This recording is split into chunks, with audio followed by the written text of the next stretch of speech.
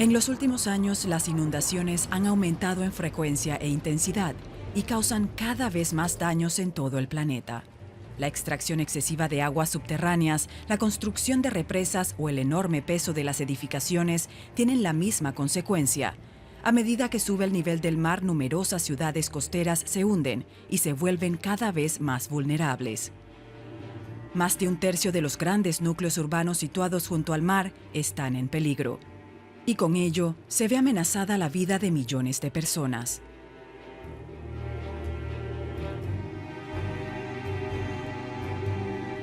A la vista de los riesgos para la economía y la población, los científicos coinciden en que hay que tomar medidas de inmediato. ¿Pero qué clase de medidas? ¿Cómo se puede proteger a esas enormes ciudades y a sus habitantes de las inundaciones? ¿Bastará con construir diques o será necesario reinventar la ciudad del siglo XXI? Para dar respuesta a esta cuestión tan apremiante, ingenieros, arquitectos y técnicos de urbanismo tratan de hallar soluciones que reconcilien al ser humano con la naturaleza.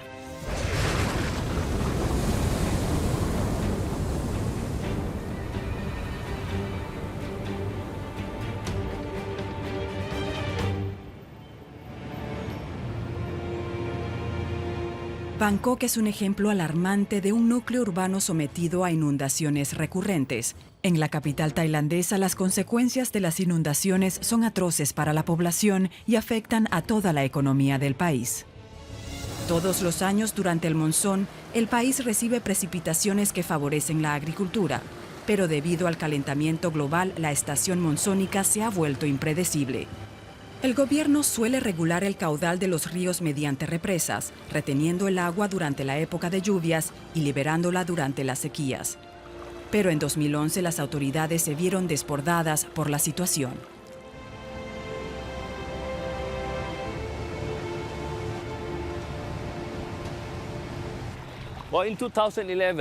En 2011 hubo muchos monzones, sobre todo en el norte de Tailandia. Se acumuló mucha agua en las 8 o 9 represas del centro del país.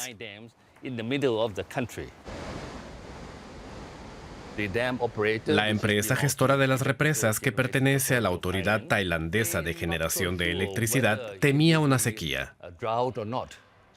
De manera que retuvieron mucha agua, hasta un 80% de la capacidad de las represas, para garantizar que hubiese suficiente agua para el riego.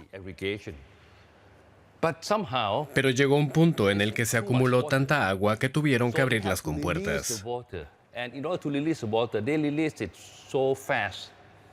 Y lo hicieron tan rápido que una enorme cantidad de agua llegó a Bangkok, que no puede coordinarse con antelación con la empresa gestora de las represas.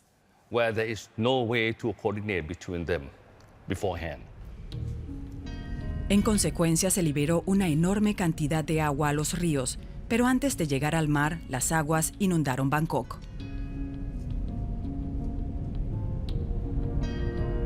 Desde los años 80, el dique de contención Kingsdyke, de 170 kilómetros de longitud, protege el centro de la ciudad de las inundaciones. Pero en 2011 quedó cubierto por las aguas.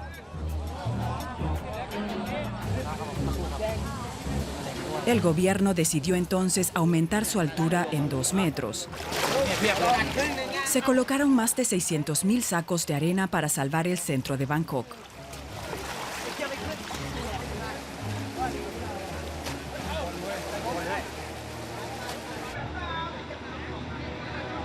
Pero del otro lado del dique, miles de personas quedaron abandonadas a su suerte en medio de las aguas. Durante 3 meses, la población se vio obligada a vivir en condiciones sanitarias deplorables. El agua estaba contaminada con restos fecales y cadáveres de animales. La gente que se quedó tras los sacos de arena estaba sufriendo. Querían deshacer el muro para que el agua entrase en la ciudad, de modo que hubo disturbios entre ambos bandos.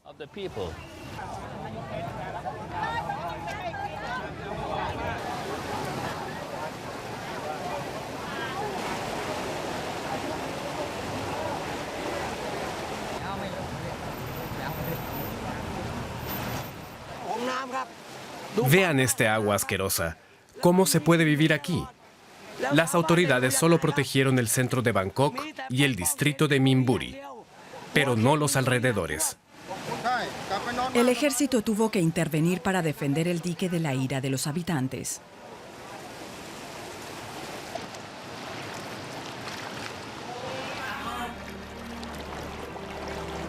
Las consecuencias para la población fueron desastrosas, pero las inundaciones también afectaron a la economía. Tailandia, el principal exportador mundial de arroz en la época, perdió un cuarto de su producción.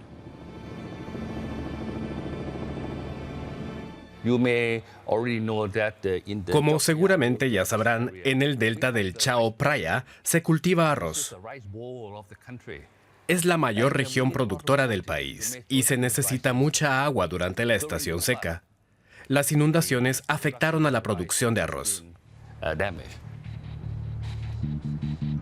En Bangkok, como en el resto de lugares, las inundaciones dejan numerosas secuelas en las vidas de la población, pero también en la estabilidad financiera de los países afectados. En Washington, expertos del Banco Mundial analizan los costos sociales y económicos de estos desastres. El problema de la relación entre inundaciones y pobreza es que los pobres son más vulnerables y pierden más que los ricos en proporción, lo que incrementa la desigualdad. Si eres un poco más pobre, vivirás en un área más vulnerable y tendrás más probabilidades de perder todo lo que tienes en una inundación. Y eso te hace aún más difícil mejorar tu situación económica.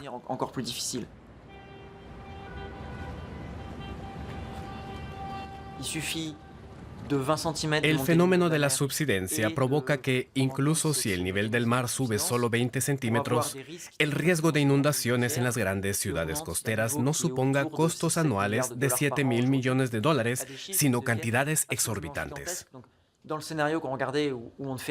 Si no se tomasen medidas de ningún tipo, los costos ascenderían hasta el $1 billón, una cifra enorme. Pero no es un escenario realista.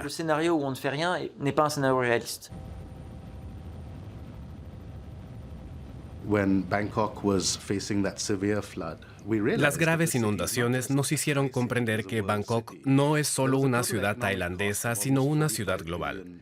La catástrofe de 2011 causó un perjuicio económico de casi $45.000 millones y las consecuencias se sintieron en todo el mundo.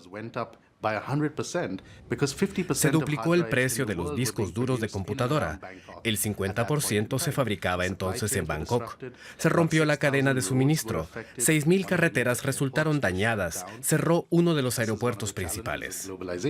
Este es uno de los desafíos de la globalización y Bangkok forma parte de la red global de suministro.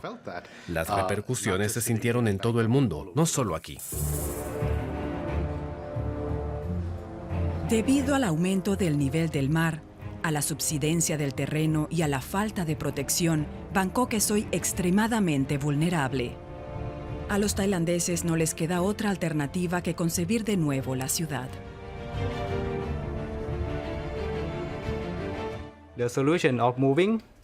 Trasladarse no es una opción viable. No podemos cambiar de sitio todos los templos, los monumentos, el palacio.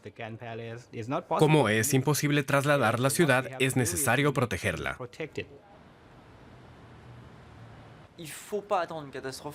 No podemos esperar a que ocurra una catástrofe para pasar a la acción, sino todo lo contrario. Debemos tomar medidas antes de que llegue el desastre. El problema es que muchos países no acometen reformas legislativas ni grandes inversiones hasta después de una catástrofe.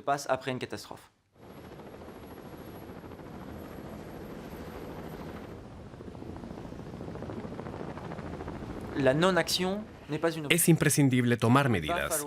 Habrá que invertir en estructuras costeras en esas grandes ciudades para proteger a la población.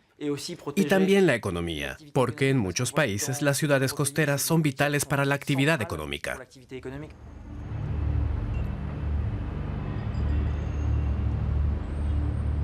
Los grandes núcleos urbanos aumentan a medida que crece la población de las ciudades. ¿Qué opciones tienen para protegerse?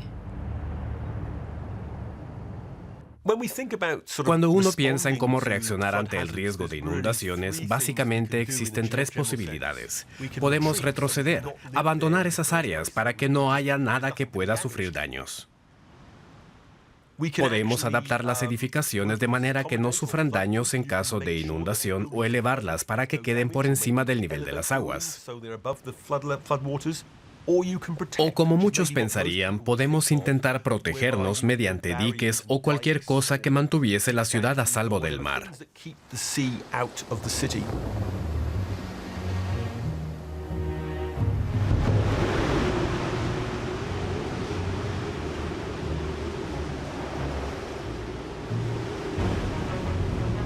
Construir muros de protección es una tradición muy antigua en China. Los ingenieros se inspiraron en la Gran Muralla a la hora de proteger las poblaciones costeras. Shanghái es un buen ejemplo de ello.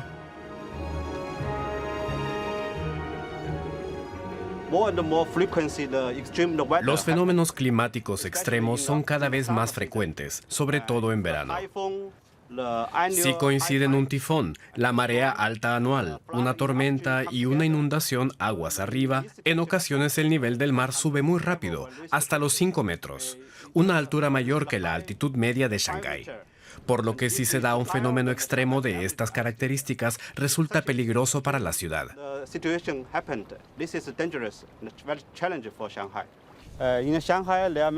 Shanghái tiene unos 100 kilómetros de diques como estos para protegerse. A lo largo de toda la costa china hay más de 1.500 kilómetros de diques de este tipo. Y algunas provincias planean construir más en el futuro. Por una parte, el gobierno construye los diques para ganarle terreno al mar y a las marismas para la agricultura. Por otra, el dique también protege a la población del mar.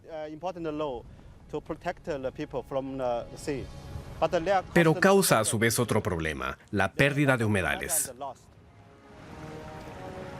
Los humedales son barreras naturales. Tienen una gran capacidad para retener el agua y disminuir la intensidad de las inundaciones. Por eso es vital conservarlos.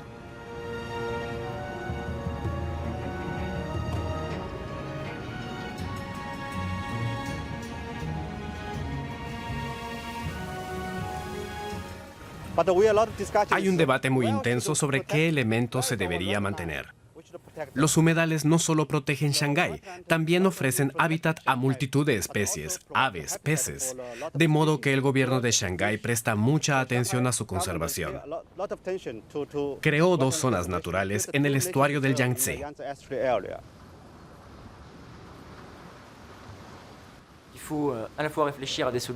Hay opciones más baratas que contribuyen a amortiguar los efectos de las tormentas, como la conservación de zonas naturales y humedales.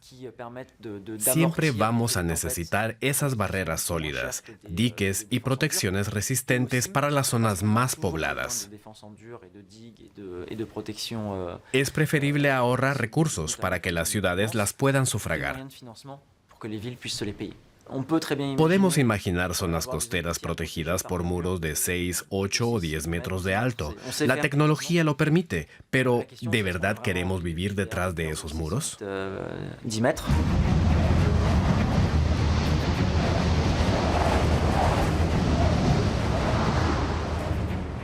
Japón es otro país asiático con un alto riesgo de inundación.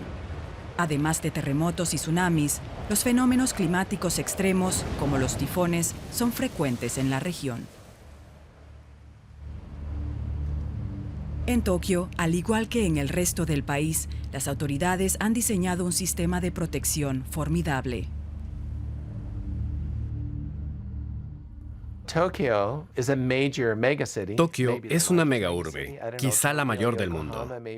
En Tokio y Yokohama viven unos 35 millones de personas, y donde hay mucha gente aparece la subsidencia. En Japón, tienen excelentes ingenieros y han comenzado a comprender la relación entre las decisiones humanas y el ritmo de hundimiento. Han cambiado muchos aspectos de su comportamiento como ciudad, como país, y el ritmo de subsidencia casi se ha detenido. Sopesan mucho sus decisiones, sus acciones y las consecuencias para el paisaje.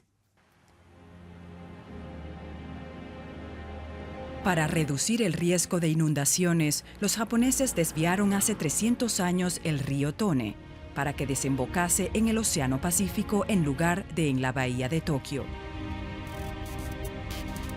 El enorme canal de Arakawa, excavado en el siglo XX, también contribuye a evacuar el exceso de agua.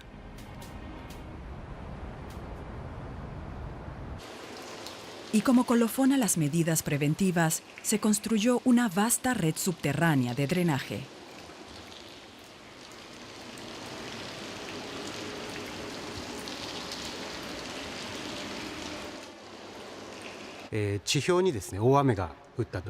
Este complejo retiene las aguas de las inundaciones para reducir la cantidad de agua en el suelo cuando hay una inundación.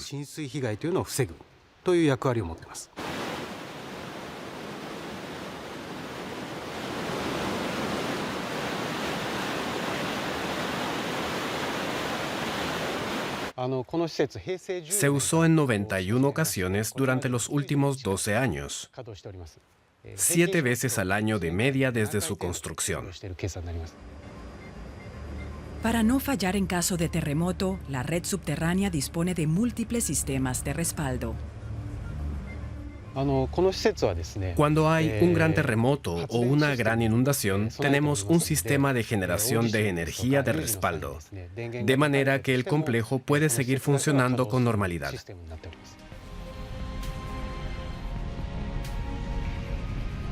Esta enorme red está diseñada para hacer frente a la clase de catástrofes que Tokio ha sufrido en el pasado.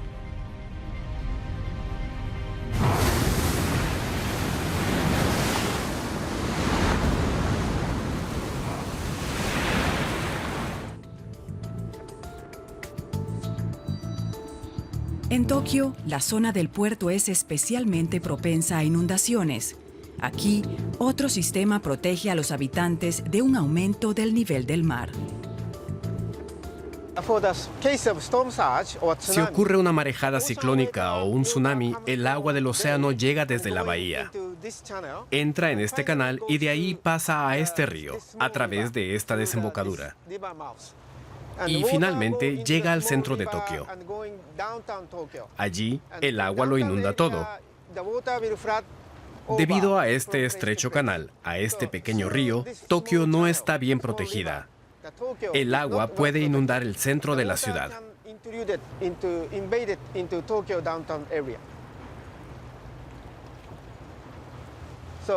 De modo que se construyeron diques, muros de protección y compuertas para proteger esta zona.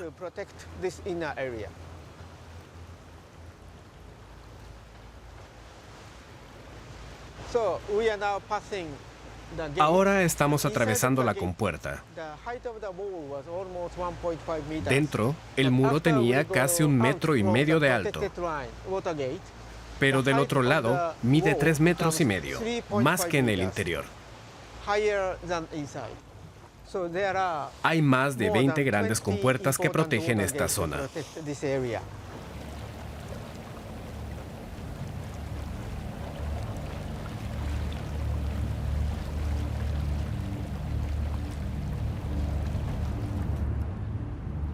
Las compuertas se accionan a distancia desde un centro de control.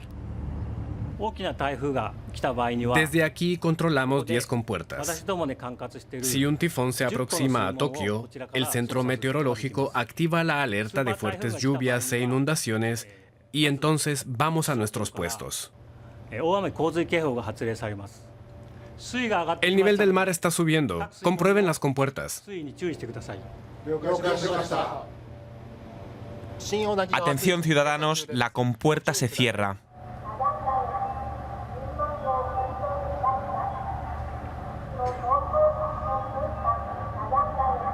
La red de compuertas se complementa con barreras deslizantes situadas en las calles de la ciudad. Aquí tenemos una compuerta deslizante contra las marejadas ciclónicas. La compuerta se desplaza hacia este lado si hay una marejada ciclónica. Aquí hay una calle. Cuando la compuerta del otro lado se cierra, la calle queda bloqueada.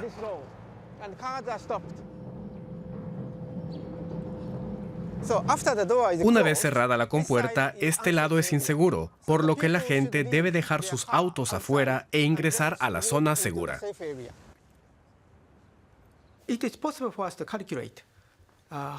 Hemos calculado las pérdidas en caso de que una marejada ciclónica provoque una inundación. Y la cifra es muy superior al costo de las medidas de protección. De modo que, para evitar esas enormes pérdidas, recomendamos que se refuerce la barrera actual y que se aumente la altura de los muros. Pues estas medidas son mucho más baratas que los posibles daños.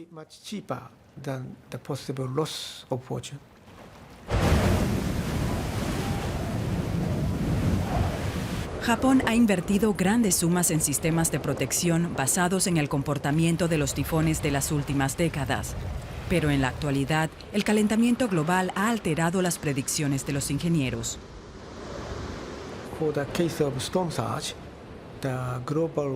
El calentamiento global tiene hoy un papel muy importante en las marejadas ciclónicas.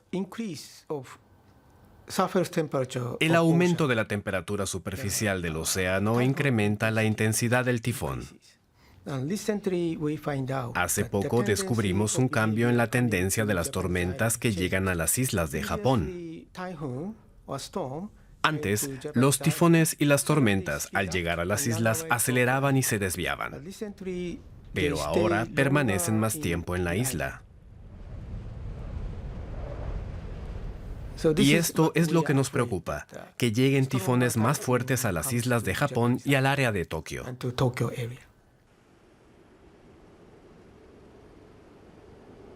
Ante la creciente gravedad de los desastres naturales y el accidente de Fukushima, los japoneses se muestran humildes. En ocasiones, las predicciones, incluso las más sofisticadas, no bastan para garantizar la seguridad de la población.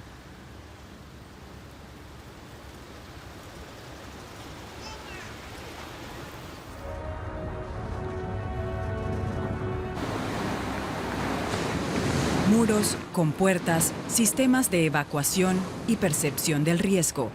Japón ha creado un arsenal de defensas para combatir las inundaciones y minimizar sus consecuencias. Pero en el resto del mundo, muchas ciudades, incluso aquellas con un gran nivel de desarrollo, no han previsto lo suficiente estos peligros. Tal es el caso de Nueva York. En 2012, el huracán Sandy puso de manifiesto la ausencia total de medidas de protección en la ciudad. Las autoridades estadounidenses habían desoído durante demasiado tiempo las advertencias de la naturaleza y desde hace ya varios años muchos científicos han revelado una nueva amenaza.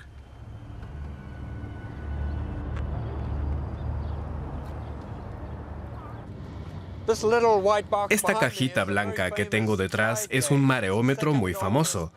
El segundo más antiguo de Estados Unidos. Mide el ritmo de las mareas día tras día desde hace 150 años o más. En las últimas décadas, el nivel del mar ha aumentado notablemente en la región de Nueva York. De media, el mar ha subido 4 milímetros, 1 milímetro más que en el resto del mundo. El motivo podrían ser los complejos procesos geológicos que tienen lugar en el continente americano. La elevación que se ha venido registrando hasta la fecha se debe principalmente al ajuste isostático tras la última glaciación. En aquella época, el hielo cubría todo el continente norteamericano. Tras el deshielo, el terreno se elevó. Igual que el hornear un pan, el centro sube, pero los bordes bajan. Aquí ocurre lo mismo. Nueva York está descendiendo. El continente se está inclinando. Mientras que el centro del país se está elevando, aquí nos estamos hundiendo a un ritmo de 35 centímetros cada 100 años. Pero el cambio climático y el uso de combustibles fósiles aumentarán previsiblemente el nivel de agua en 1 o 2 metros antes de que termine este siglo. Y eso es muy preocupante.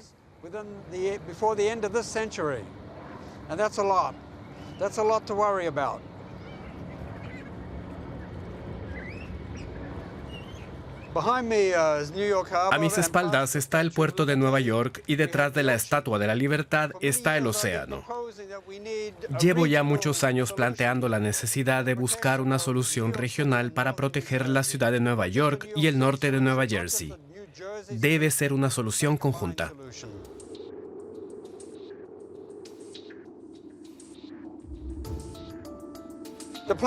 El plan consiste en construir barreras contra las marejadas ciclónicas, como en Europa, a lo largo de la boca del puerto en la desembocadura del río Hudson. Para ello, el oceanógrafo diseñó la construcción de una barrera frente a la costa. Se trataría de una estructura enorme, con una longitud de varias decenas de kilómetros que garantizaría la protección de la ciudad frente a las tormentas. Hace ya mucho tiempo que otros países decidieron construir estructuras similares. En los Países Bajos, 1/3 del territorio está por debajo del nivel del mar. Desde los años 50, los holandeses han construido más de 25 kilómetros de barreras contra inundaciones. La de Oosterschelde, con 9 kilómetros, es la más larga del mundo. En Inglaterra, la barrera del Támesis, situada aguas abajo de Londres, protege a la capital británica de las subidas del mar. Estas líneas de protección han demostrado ser eficaces frente a mareas y tormentas, pero los neoyorquinos las han rechazado. La idea de una barrera contra las marejadas ciclónicas se baraja desde hace tiempo. Después de Sandy, el debate se intensificó, pero fomenta una falsa sensación de seguridad. En lugar de ello, tendríamos que buscar cómo reconciliarnos con las aguas y tratar de reducir el riesgo de inundaciones mediante proyectos mejor adaptados al entorno que enfrenten el aumento del nivel del mar a largo plazo y que protejan contra las tormentas costeras y en los que podamos comenzar a trabajar de inmediato.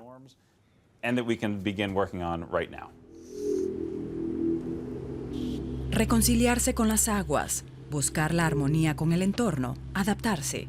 Son elementos englobados en un nuevo concepto, el de la resiliencia. Los estadounidenses que apoyan este movimiento creen que Nueva York no puede protegerse de las inundaciones por completo. Por eso, la ciudad no tiene otra alternativa que aceptar su destino y aprender a superar las adversidades, reinventarse y vivir con la amenaza. Por resiliencia entendemos que nuestros vecindarios, economía y servicios públicos centrales deben estar preparados para resistir y salir fortalecidos de los efectos del cambio climático y otras amenazas del siglo XXI. En Nueva York combinamos la reducción de los efectos adversos y unos periodos de recuperación más breves. La resiliencia urbana es la capacidad de una ciudad no solo de recuperarse, sino de prosperar y crecer, tanto frente a catástrofes puntuales, los llamados impactos, como frente a fenómenos adversos crónicos conocidos como tensiones. Tratamos de mejorar la respuesta, la capacidad de recuperación de las ciudades frente a los impactos. Nueva York, por ejemplo, en los últimos 15 años, sufrió los atentados del 11 de septiembre, un gran apagón, la crisis de 2008 y una crisis inmobiliaria que afectó a su sector principal, el de los servicios financieros. Y pese a todo esto, la ciudad ha sido capaz de superar todos estos problemas, incluido el huracán Sandy, y de seguir prosperando. Así que parece que es una ciudad resiliente.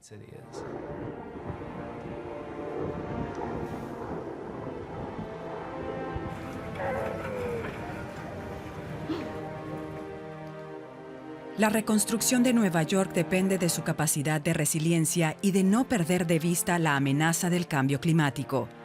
Barack Obama, que comenzó su segundo mandato presidencial unos días después del huracán Sandy, pretendía replantear la ciudad desde una perspectiva más global. Bajo el nombre Rebuild by Design, el proyecto de Obama tiene al frente a un experto mundial en gestión del agua, el holandés Henk Offink, quien está convencido de la necesidad de una estrategia holística.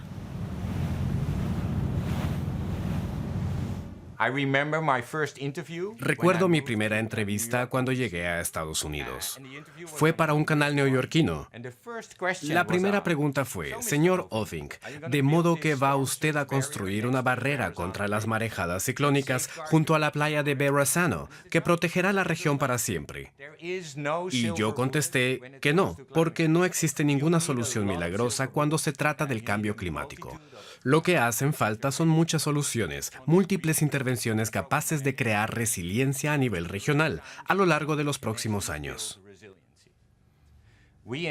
Hemos pasado meses colaborando con centenares de organizaciones, miles de personas. Hemos seleccionado 10 equipos interdisciplinares con miembros altamente cualificados de todo el mundo que han realizado estudios en la región para identificar las vulnerabilidades e interdependencias. Recopilaron todas las historias y las vivencias de los afectados por el huracán Sandy y a partir de todas esas investigaciones surgió una mejor comprensión a nivel regional. Se impulsaron varias iniciativas con el fin de proponer soluciones globales para Nueva York. El objetivo es modificar el urbanismo de manera que garantice una mejor protección de la ciudad al tiempo que se la reconcilia con el agua. El proyecto Big U o Dryline, centrado en Manhattan, encarna esta nueva estrategia. Prevé barreras de protección integradas en diseños que cumplen simultáneamente otras funciones. En cierta manera, la Big U se inspira en el High Line, un parque de la zona oeste de Manhattan que se construyó sobre una antigua vía elevada de tren.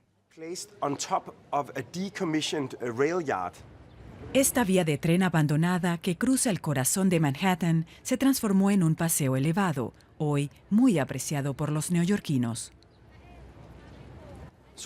Para diseñar la Dryline, consultamos todas las recomendaciones sobre inundaciones que se han realizado para la zona de Lower Manhattan. Le preguntamos a la gente cuáles eran sus preocupaciones, sus exigencias y sus deseos para la franja costera. Luego tratamos de combinar la necesidad de protección contra las inundaciones con los deseos de la comunidad. El resultado es que Dryline es como un camaleón urbano que cambia de aspecto y carácter en función del distrito que atraviesa. A veces ocupa los espacios bajo la autopista elevada y los transforma en pabellones o en plataformas levadizas. Otras veces es como un enorme banco. Y otras forma parte del paisaje, que se eleva y protege tanto al parque junto al mar del ruido de la autopista como a la ciudad de las inundaciones.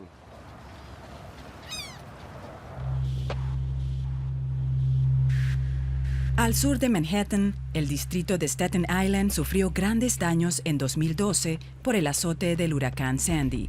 Aquí los arquitectos intentaron conjugar la protección frente a inundaciones con el respeto al medio ambiente.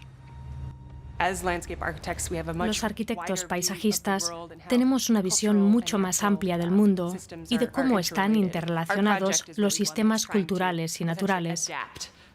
Nuestro proyecto busca adaptarse a un entorno que está cambiando rápidamente. Las aguas se están acidificando.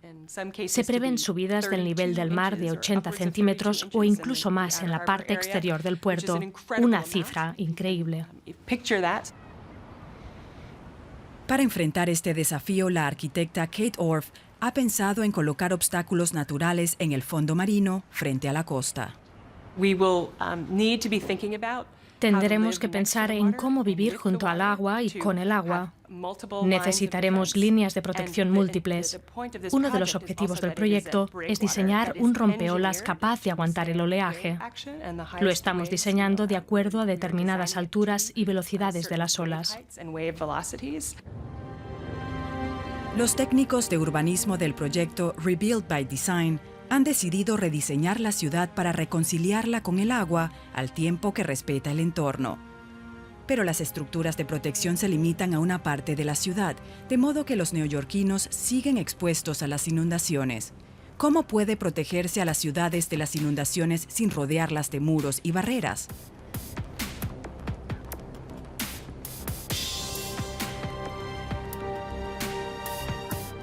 En Europa, Hamburgo logró solucionar este problema en el barrio de Hafen City, situado en el centro de la ciudad. Expuesta a las inclemencias del Mar del Norte, Hamburgo ha sufrido intensas inundaciones en las últimas décadas. Esta es una de las zonas de Hamburgo que suelen sufrir inundaciones cuando hay marejadas ciclónicas. Por ejemplo, en 1962, cuando sufrimos una marejada ciclónica muy fuerte, el agua llegó hasta aquí.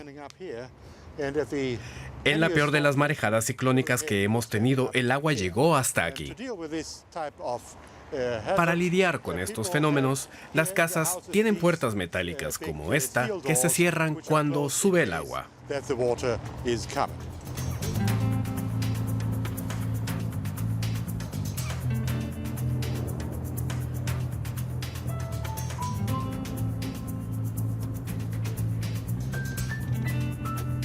Situado en una zona propensa a inundaciones, el nuevo barrio de Hafen City se elevó para protegerlo de las violentas tormentas del Mar del Norte. Hafen City es una isla en el estuario del Elba. Se espera que trabajen aquí 45.000 personas y que experimente un desarrollo muy fuerte a nivel residencial y comercial. De modo que, ¿cómo podíamos proteger el área frente al riesgo de inundaciones provenientes del Mar del Norte? Decidimos elevar el terreno para que no se pierda la conexión visual entre tierra y agua por cuestiones estéticas y para proteger la zona. Esta solución satisface la necesidad que tienen las ciudades de expandirse, al tiempo que protege a sus habitantes de las inundaciones. El concepto de Hafen City de integrar la protección frente a inundaciones con un diseño novedoso de los edificios y un nuevo estilo de vida urbano es único en el mundo. Por una parte, es un sistema de protección que no existe en ninguna gran ciudad del planeta. Y por otro, mantiene el vínculo entre el agua, los espacios públicos y los privados.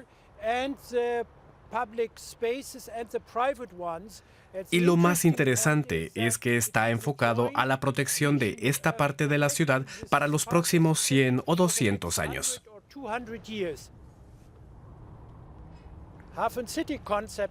El concepto de Hafen City puede servir de ejemplo para otras ciudades, en especial cuando se trata de construir zonas urbanas desde cero. En esos casos se puede elevar el nivel del terreno. Así se evita tener que dejar amplias franjas entre los edificios y la línea de costa y se obtiene una superficie segura sobre la que construir. Creo que podría ser un concepto interesante a futuro para regiones como el norte de Estados Unidos y otras partes del mundo, como por ejemplo para muchas ciudades asiáticas que están construidas sobre llanuras aluviales recientes. Gracias a este sistema podrían crear nuevos terrenos protegidos de las inundaciones y construir edificios justo en la línea de costa. Hafen City podría servir de inspiración para muchos lugares que están buscando soluciones. En el futuro probablemente seamos testigos de la aparición, junto a las grandes ciudades, de nuevas zonas urbanas elevadas sobre el nivel de las aguas para reducir el riesgo de inundaciones. Para atajar la creciente amenaza de este fenómeno, los expertos en urbanismo de todo el mundo están tratando de proteger las ciudades de los embates del océano, reconfigurando incluso el paisaje costero. La era actual se conoce como antropoceno. En ella, la acción humana es el principal factor de los cambios geológicos que sufre el planeta. Construimos represas, inundamos valles, hacemos que se derritan los glaciares, provocamos deforestación, desertificación, transformamos paisajes a través de la agricultura y estamos causando la subida del nivel del mar.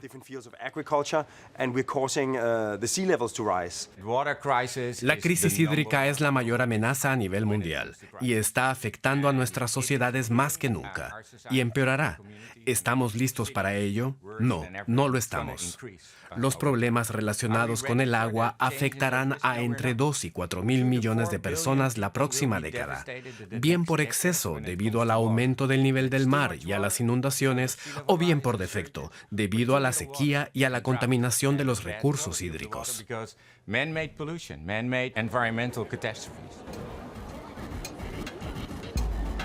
Los desafíos para la humanidad, el medio ambiente y la economía son enormes. Las grandes ciudades, las principales responsables de estos cambios tan profundos, tendrán que adaptarse. ¿Ayudará a la resiliencia a encontrar respuestas en la lucha contra las inundaciones? Tenemos que fomentar una nueva forma de pensar. La resiliencia no es solo construir infraestructuras y muros de protección, sino también cambiar la mentalidad de los ciudadanos, los gobiernos y los gestores urbanos de cara al futuro. Hay que aceptar lo impredecible, la incertidumbre. Ya no vivimos en un mundo en el que se pueda predecir, planificar y saber cuál va a ser el resultado en 5 o 10 años. No lograremos eliminar el riesgo de inundaciones por completo. Se trata de que aprendamos a gestionar el antes, el durante y el después. Algunos dicen que quizá haya un segundo Sandy, pero no hay dos tormentas iguales. Nunca entran en la costa por el mismo lugar. Pero habrá otras catástrofes, porque por Nueva York pasan teóricamente los huracanes que ocurren todos los años. La próxima tormenta será diferente, pero podría ser igual de devastadora.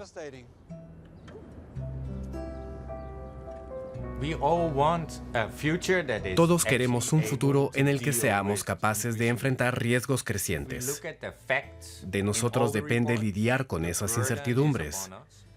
Si queremos un futuro para nuestros descendientes, si queremos vivir mañana igual o mejor que hoy, tendremos que invertir más recursos para poder enfrentar esos problemas crecientes. To be able to deal with these increasing threats.